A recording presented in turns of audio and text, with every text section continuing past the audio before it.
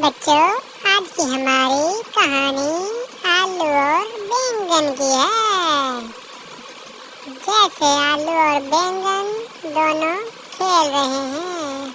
आलू चोरी से बैंगन की टोकरी में आलू कचालू बेटा कहाँ गए थे?